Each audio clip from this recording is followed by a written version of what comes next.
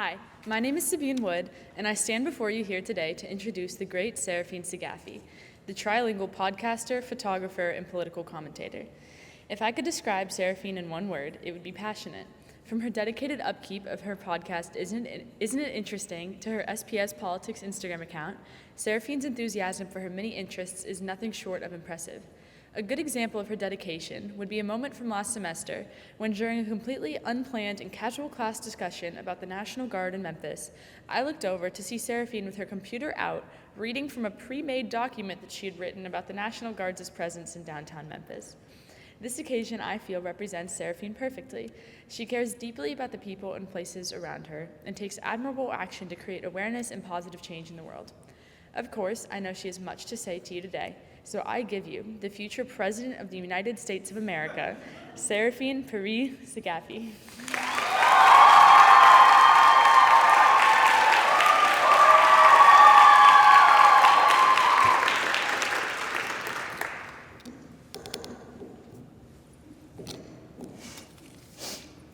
For as long as I can remember, every Saturday at exactly 10 a.m., the phone rang. From across the globe, my grandpa called to check in. In Farsi, the Persian language, we call our grandpas Baba Buzorg, similar to grandfather in English. My Baba Buzorg and I had a connection that crossed countries, oceans, and even defied language barriers.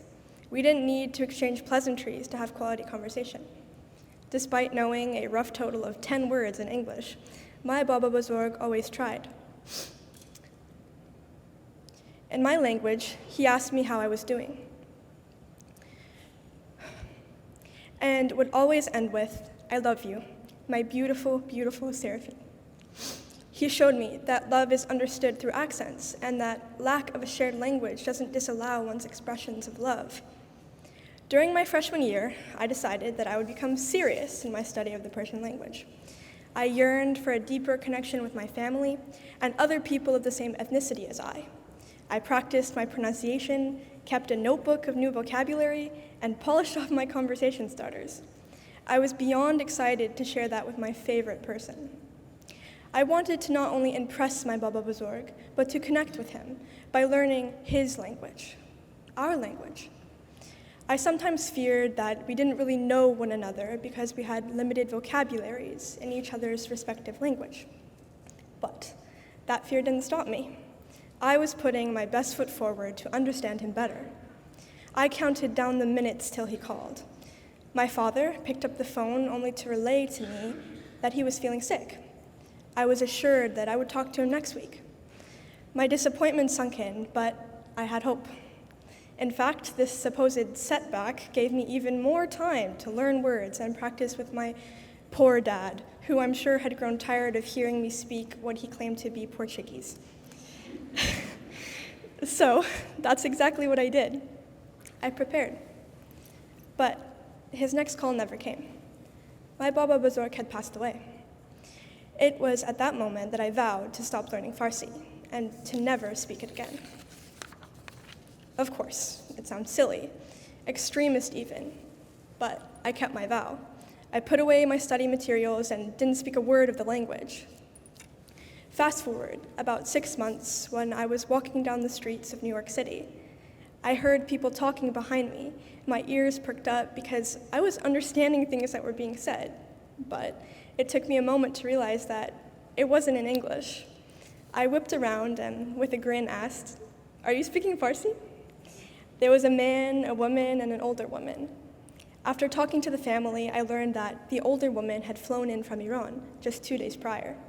We all talked, switching between English and Farsi, becoming fast friends.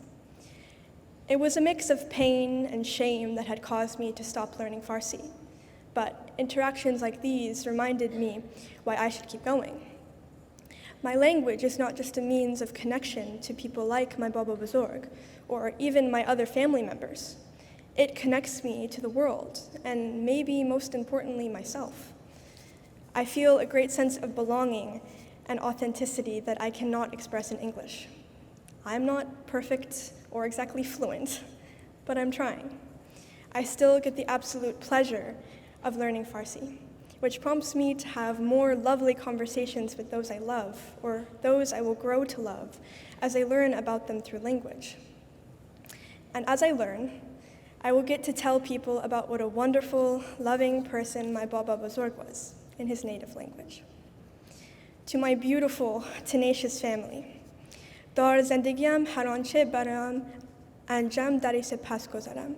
من گردان هر دست، هر نصیحت و هر هدیه عشقی هستم. تو زندگی و نفس من هستی. من عاشق همه شما هستم. ای جگر گوشه های من. دوست دارم فکر کنم که بابا بزرگ به من افتخار خواهد کرد.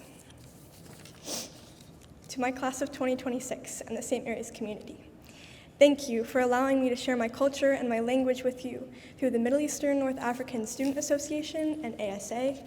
I appreciate every inquisitive yet respectful question you've asked me over the years. And even though I can't speak Farsi with you, thank you for trying to understand me regardless.